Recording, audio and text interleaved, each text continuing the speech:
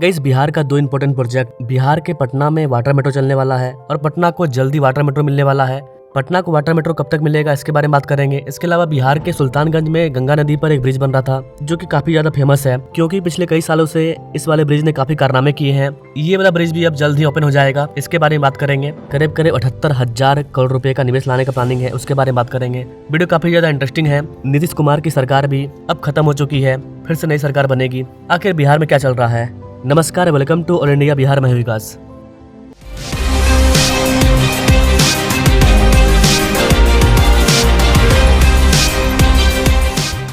सबसे पहले बात करते हैं ब्रिज के बारे में। बिहार की बहुप्रतीक्षित और काफी ज्यादा विवादों में रहने वाली सुल्तानगंज से लेकर के आगोवानी घाट गंगा ब्रिज, इसकी एक और नई सीमा निर्धारित की गई है।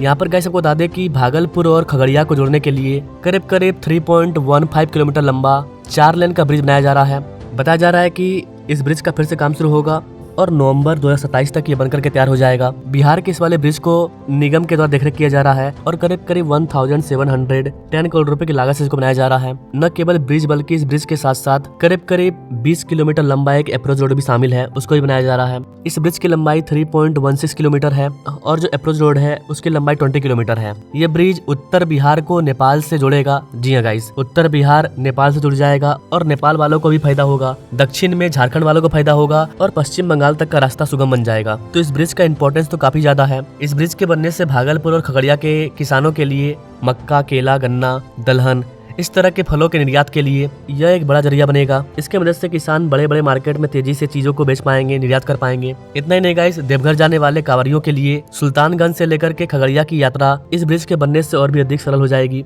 ये ब्रिज विवाद में क्यों रहता है? क्योंकि गाइस इसमें करीब 2 बार हादसा हो चुका है। ये प्रोजेक्ट अपने निर्माण काल के दौरान हादसों के कारण देश भर में चर्चा में रह चुका है। गौर करने वाली बात यह है कि ये ब्रिज 2 बड़े हादसों का शिकार हुआ था। पहली बार अप्रैल 2022 में ब्रिज का एक हिस्सा ढह गया था। उसके बाद जून 2023 में इसका एक बड़ा हिस्सा ताश के पत्तों की तरह गंगा नदी में समा गया था। इसके वजह से ये काफी ज्यादा फेमस है।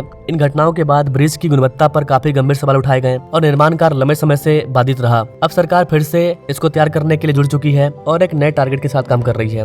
ब्रिज के गिरने के पीछे का मेन रीजन भ्रष्टाचार ही है। बाकी दुनिया को जो भी बताया जाए वो अलग मैटर है, लेकिन मेन रीजन भ्रष्टाचार है। ऊपर से लेकर के नीचे तक जब भ्रष्टाचार होता है तब जाकर के इस तरह काम खराब होता है। तो आई होप, हम बस उम्मीद कर सकते हैं कि आगे ऐसा नहीं होगा। इस ब्रिज के निर्माण से उत्तर और दक्षिण बिहार इसके बीच में नई लाइफलाइन तैयार होगी। इसका सीधा लाभ बिहार के किसानों को मिलेगा जो अपने फसलों इनका निर्यात झारखंड, पश्चिम बंगाल, नेपाल इन जगहों पर आसानी से कर पाएंगे।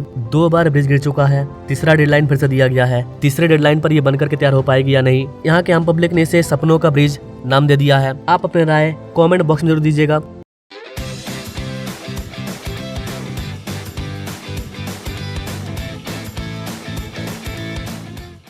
अब बात करते हैं पटना वाटर मेट्रो के बारे में। गाइस जल्द ही पटना को वाटर मेट्रो मिलेगा। पटना को पटना मेट्रो मिल चुका है, लेकिन पटना को अब वाटर मेट्रो मिलेगा। पटना वाटर मेट्रो कहां से कहां तक चलेगा और इससे पटना के कौन कौन से इलाके को फायदा होगा, आइए बात करते हैं इस टॉपिक पर। तो गाइस आपको बता दें कि गंगा के किनारे कई जगहों पर चार्जिंग पॉइंट का निर्माण कार्य शुरू हो चुका है। पटना में जो गंगा नदी है, गंगा नदी में ही वाटर मेट्रो चलेगी और जो वाटर मेट्रो होगा वो इलेक्ट्रिक होगा, जो कि इलेक्ट्रिक बैटरी से चलेगा। तो इसे टाइम टू टाइम चार्ज भी करना पड़ेगा और चार्जिंग के लिए जिस तरह से इलेक्ट्रिक व्हीकल के लिए सड़कों के किनारे चार्जिंग स्टेशन बनाया जा रहा है, ठीक वैसे ही गंगा नदी में कई सारे छोटे बड़े वाटर मेट्रो को चलाने के लिए चार्जिंग पॉइंट को बनाया जा रहा है। इसकी मदद से आसानी से वाटर मेट्रो को चार्ज किया जाएगा। जितने देर में वाटर मेट्रो से पैसेंजर चढ़ेंगे उतरेंगे उतना देर में ये अच्छा खासा चार्ज हो जाएगा। इसलिए जहाँ पर भी स्टेशन बनाया जा रहा है वहाँ पर चार्जिंग पॉइंट को भी बनाया जा रहा है। बात करें कि कौन कौन से इलाके को फायदा होगा, तो गाइस पटना को वाटर मेट्रो जल्दी मिलने वाला है। पटना के गांधी घाट पर चार्जिंग पॉइंट को बनाया जा रहा है। इसके अलावा गाइस कंगन घाट और दीघा घाट पर भी इसका निर्माण कार्य होगा। सैटरडे को पर्यटन विभाग ने बताया कि वाटर मेट्रो का यह सफर 10.5 किलोमीटर लंबा होगा। पहले फेज में 10.5 किलोमीटर के रूट को ओपन किया जाएगा।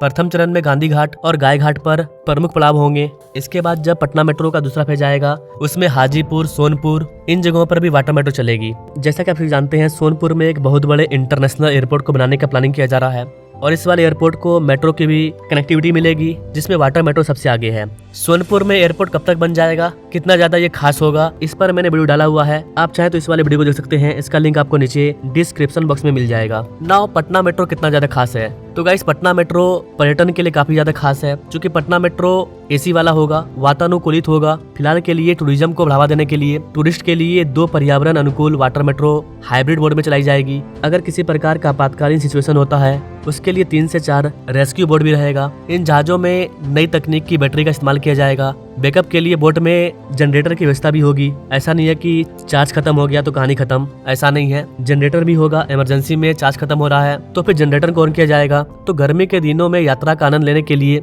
गर्मी के दिनों में लोगों को यात्रा करने में दिक्कत ना हो, इसके लिए इन वाटर मेट्रो में एसी देखने को मिलेगा। फुल्ली ये वातानुकूलित होगा। इसके लिए हर बोट को एसी युक्त बनाया जाएगा। इतना ही नहीं गाइस, बोट को ऑटोमेटिक बोट लोकेशन सिस्टम से लेस किया जाएगा, जिसको कि एक सेंटर की मदद से कंट्रोल किया जाएगा, निगरानी किया जाएगा। मतलब जिस तरह से रेलवे का ट्रैक होता है, जिस तरह से आसमान में फ्लाइट का अपना ट्रैक होता है कि कहां पर कैसे जाना है, कौन सा रूट होगा, ठीक वैसे ही पानी में भी मेट्रो का एक रूट तैयार होगा, जिसको कि सेंटर के माध्यम से निगरानी रखा जाएगा। कब वाटर मेट्रो निकला और कब तक इसको पहुंच जाना चाहिए, ये सारा टाइमिंग फिक्स होगा। अगर किसी प्रकार की डिले होती है तो फिर तुरंत उस पर जांच किया जाएगा, अर्थात सिक्योरिटी का काफी ज्यादा ख्याल रखा जाएगा। पटना वाटर मेट्रो के लिए जिस बोट का इस्तेमाल किया जाएगा उसका नाम है MV गोमधर कुंवर।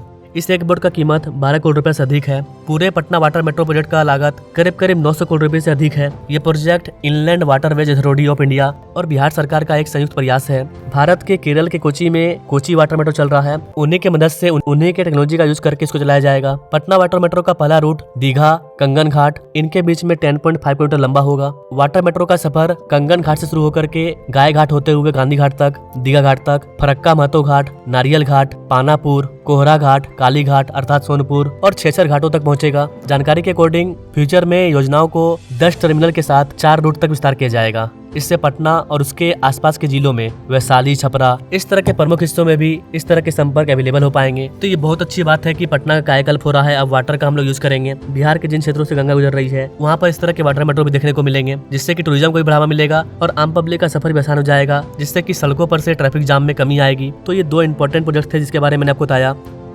भारतवासियों ने आजादी के अमृत काल यानी आने वाले 25 साल में विकसित भारत के निर्माण का विराट संकल्प लिया है। विकसित भारत के इस रोड मैप में आधुनिक इंफ्रास्ट्रक्चर का बहुत बड़ा रोल है।